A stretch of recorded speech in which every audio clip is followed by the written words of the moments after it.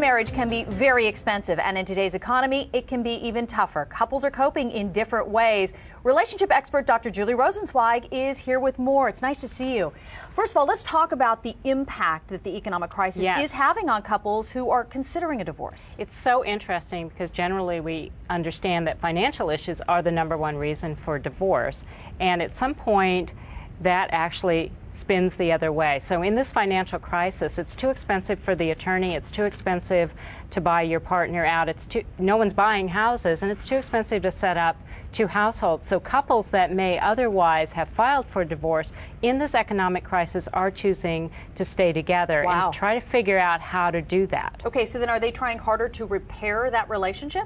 Well, some are and some aren't, but what I would say across the board, they're trying to live with less conflict. But like the old saying goes, when one door closes, another door opens. So for some couples, if divorce isn't an option, then they're kind of doubling up on their problem-solving efforts and actually almost working harder at resolving the problems and staying in the marriage to see if it'll work. And some couples are going to have success with that. Okay, so are the couples who are staying together then, maybe they can't resolve the conflict, are they staying in the same house? Well, it's very interesting because a lot of couples don't want to talk about that, but a lot of couples are staying in the same house, and some couples are just kind of acting as if they're divorced and becoming roommates. Others are actually proceeding with the legal and the emotional divorce, but staying in the house together. So they really are becoming roommates and trying to have a different type of relationship because it's financially just impossible for them to do otherwise. So how do you manage this if you choose to get into this situation, especially with children in the house? Especially with children, and that's one of the concerns. So maybe you're staying together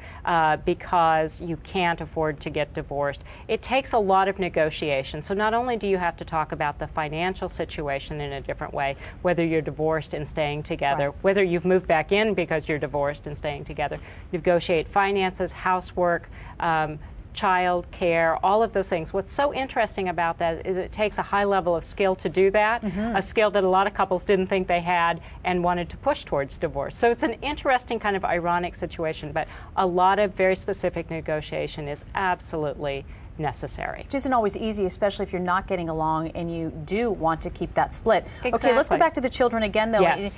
How this affects them, because whether they're young children or teenagers. Certainly, and that's our #1 concern. So if you would prefer divorce, but it's financially impossible, keep that private. That doesn't need to be shared with the kids because it's just too confusing, whether they're little or adolescents.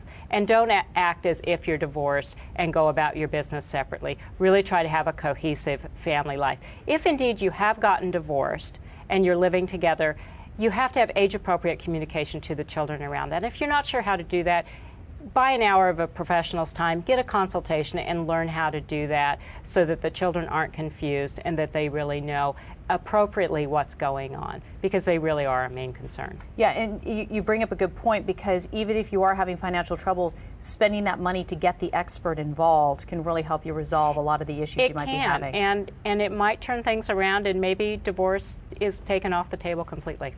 Julie, very interesting times we're in now, no doubt. It very much is, yes. All right, thank you so much. Thanks for watching Better.tv. For more stories like the one you just saw, catch the television program Better every weekday. Check your local TV listings to see if Better airs in your city.